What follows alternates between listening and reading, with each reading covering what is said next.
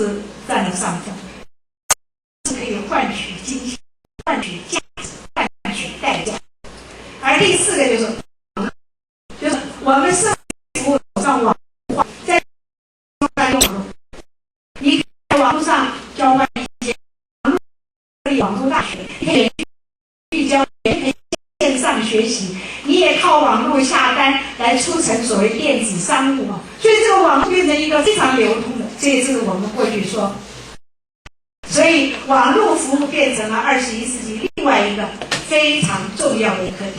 而第六个就是学习，21世纪的所有的知识也好，所有的活动也好，如果你不学习，一切都等于零。这是刚才我说的，有没有所讲的？你要学的做，学的去知道，要相处之外，真讲一个要靠哪几个？第一个是靠 learning by doing， 做中学；第二个是 learning by learning， 学中学，你在学习当中去学；第三个 learning by researching， 你要在研究中去学。所以研究发展是学习的更上层楼的一个非常重要的一个关键。所以是一个学习化社会服务，你要提供大家学习的机会。而第六呢，那就是社会服务的休闲化。我们很多的社会服务，你要去运动啦，你要去娱乐啦，你要去休闲啦，你要去观光啦，你要去旅游啦，这可以提供很多很多的服务。我想我们现在的服务业范围越来越广啊，而且它所包罗万象，都是为人提供服务的一种。那么因此呢，这个所谓休闲化也变成了必然的趋势。第七个，社会服务的企业化，不管你是公，不管你是私，不管你是非营利组织的部门，经费是非常重要。你想为别人服务，没有钱哪能服务？所以我们在提供服务的时候，我不能一直靠你说我们就为大家服务，什么都没有这么服务。你要有人，你要有钱，而愿意服务的人是很多，但是出钱的人不见得。他自己也泥菩萨过河，他来参加，他不给你钱，或者是他不赚到钱，已经是够不错的，他还要给你钱，这就很困难。所以至少要有经费，这个经费要从哪里来？这就是一个21世纪社会服务的另外一个改变，那就是要经营企业化。经营企业化不是说你是非营利组织，你怎么可以收费？这就是我们说受益者付费，使用者付费的一个观念，也就是我们说取之于青年，用之于青年，取之于学生，用之于学生，取之于社会，用之于社会的一个观点。所以这个企业化是你能够永续经营的一个基本的条件。那么永续经营通常做到3个重点：第一个就是顾客满意，第二个就是工作同仁如意，第三个你的工作得意。所以一方面你要使得你服务的对象能够很满足，自己跟你一起打拼的这些同仁能够如意。所谓如意，他的环境好，他有这工作的条件，有工作的环境。最重要的，他在你这边提供服务的时候，他能够觉得我有成就感，这就是所以叫做企业化的一个目的。而第8个，所谓的社会服务的全民化。什么叫全民化？你就是要全体的国民都要有一个基本的观念，我们服务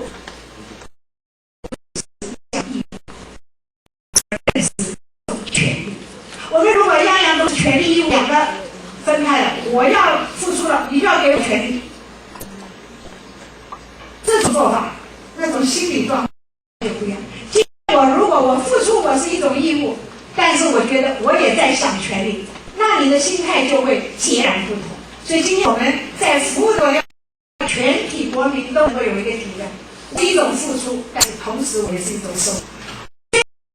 虽然是牺牲，我也回收跟满足跟快乐，这就是权利跟义务同等情况下，这个服务才比较彻底。而第9，社会服务的社区化。所以社区化，我们现在一个国家不管是台湾并不大，但是呢，如果我们要面对到是不容易的。每个社区有它的特性，每个社区有它的需求，每个社区有它不同的特性。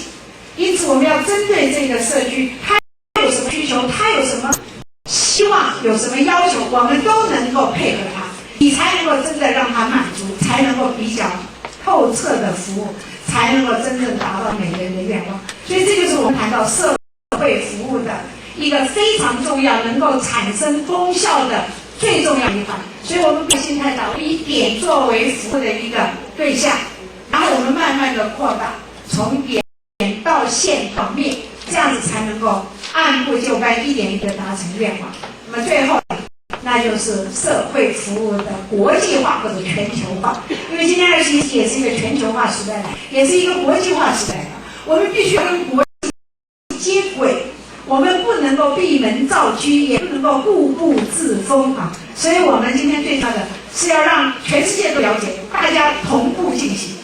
非常高兴，在1988年开始，大家已经注意到这件事情，而且在1998年的时候，已经把每年4月26号定为全球的所谓青年日。那陈总统上台之后，也把5月20号定成台湾的志工服务日啊，所以他也率先到医院去跟人家擦杯啊、洗脚啊、按摩啦，因为他很有经验，所以做得非常理想啊。但是不管如何，我们就了解，这种就是一种示范，这一次让我们大家知道，你要跟全世界同步进行。所以4月20号，世界各国将近有700万在去年。大家同步进行各种社会服务的工作，这就是我们所说的社会服务新思维的10个重点了，跟各位做个简单。最后几句话为结束，那就是在今天这么一个多变的这个时代当中，我们要从事社会服务工作，我们要从内心开始，不断的去努力。所以我本团的一些16个字跟大家共同勉励，那就是学习、成长、关怀、奉献。不断的学习就不断的成长，成长之后我们要关怀周边的人事物，然后以全心全力来提供服务跟奉献。另外的8个字：前瞻、创意、务实、笃行。我们对任何事情要高瞻远瞩，不要头痛医头，脚痛医脚。我们一定要突破创新，不要墨守成规，尤其要面对问题，克服困难，一点一滴，按部就班，勇往直前。最后一个也是最重要的，那就是身体力行，要笃行。知之深不如行之速，说一丈不如行一尺，说而言不如起而行。所以今天我们了解了社会服务的，了解了社会服务的思维，我们每一个人都能够尽自己的智慧跟力量，提供自己的所学，能够为社会的大众做更多的奉献跟服务。我想我们的社会一定更加的祥和，我们的人生更加的璀璨跟亮丽。祝福各位身体健康，万事如意，谢谢。